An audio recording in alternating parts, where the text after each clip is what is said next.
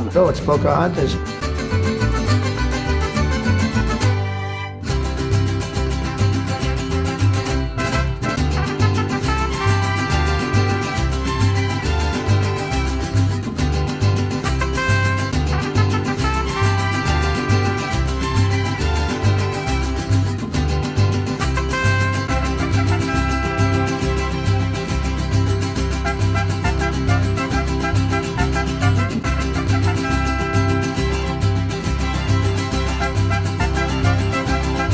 For Secretary of Health and Education Service, I nominate Javier Becerra, excuse me.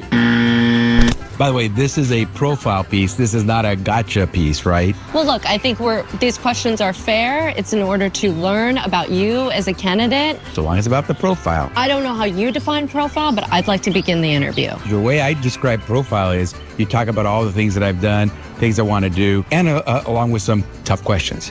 But not only tough questions. During your time as HHS Secretary, a New York Times investigation found the health department couldn't find some 85,000 children it had released. That's not accurate. What you just read is not accurate. First, that's what I'll say, because it was never the case that we could not find kids. You're essentially, I don't know if you got those talking points from Donald Trump. It's from a New York Times article. That's not what the New York Times article said. The New York Times said that individuals, the children and their sponsors did not respond to calls. They didn't say we couldn't find kids. Working overnight in slaughterhouses, replacing roofs, operating machineries in factories, children as young as 14 years old. That part occurred after these children had left the care of Department of Health and Human Services. To let these children go into those individual sponsors in their responsibility. Some of these kids, probably because they needed to earn some money, started working in places that were very exploitive. So, in other words, the bureaucracy you presided over completely failed its mission, just like every other aspect of the Biden regime of mass misery and terror. And what can you expect, though? That Biden couldn't even pronounce this guy's name when he nominated him for the position. For Secretary of Health and Education Service, I nominate Javier Becerra. Biden knew what he was told. The guy's Latino and he's a Democrat, and that was all that mattered. He's not competent. The position didn't call for competence. I'm noticing a trend here with California gubernatorial candidates, of which Becerra is now supposedly the front runner. They seem to feel entitled to softball questions and nothing but. This is a KTLA interview. KTLA stands for Keep Telling Ludicrous Absurdities in my mind. It's a far-left propaganda outlet. But even so, Mr. Becerra is obviously concerned that he might actually have to answer some difficult questions. He says he's willing to do so, but clearly he's uncomfortable with the idea. He wants what he wants, which is a puff piece, or as he calls it, a profile piece. He believes he's entitled to dictate the very nature of the exchange with a member of the press. So he preemptively pulls a Katie Porter and refuses to go along with the interview unless it's easy and it makes him look good. Ironically, his insistence on dictating the terms of the interview made him look pretty bad. I'm sorry, but if you want to be the governor of the most populous state in the union, you should be able to answer pretty much anything relevant to the job. If you aren't, you should retire from public service. Notice when the reporter confronted him with a failure of his department as reported by the left of Lenin New York Slimes, he denied the failure by mincing words and invoking the name of Donald Trump. Because no Democrat in 2026 can get through an interview without referring to Donald Trump in the pejorative. The fact is, Democrats have nothing to run on, so their answer to every question is to call Donald Trump a fascist or a threat to democracy and say, I'm not him. Becerra's not to be trusted. Well, let's hope the same can't be said, though, for the food at the restaurant where they filmed this. I mean, after all, I wouldn't want him to come down with a case of explosive Becerra.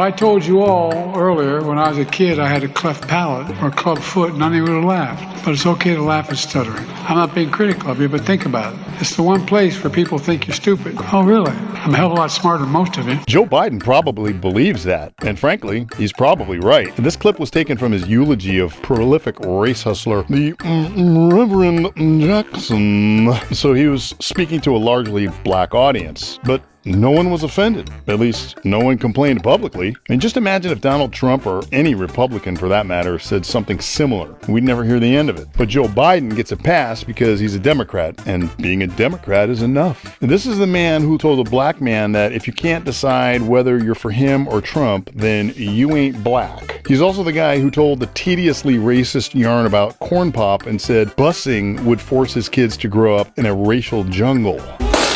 In fact, he referred to Jesse Jackson, the guy he eulogized here, as boy back in 1984. Look it up. This is the guy who lied habitually about marching for the civil rights movement. He also, you may recall, referred to his former boss, one Barack Hussein Obama, as, quote, the first mainstream African American who is articulate and bright and clean, and a nice-looking guy.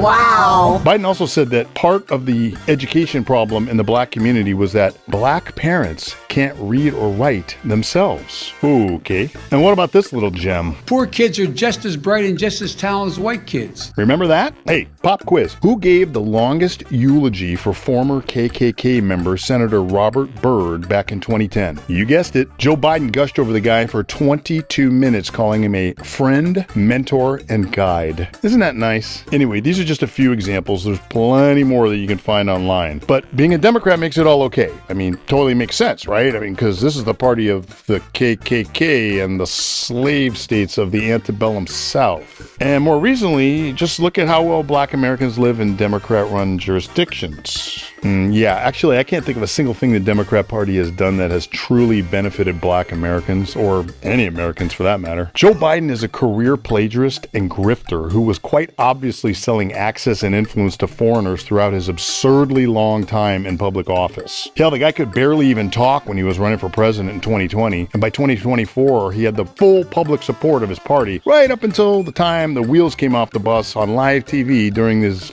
debate, if you can call it that, with Donald Trump. I will admit the guy made it a long way on only 3 cylinders, but is he smarter than most people? Well, if stupid is as stupid does. I'm really proud of this group. For Secretary of Health and Education Service, I nominate Javier Baccaria.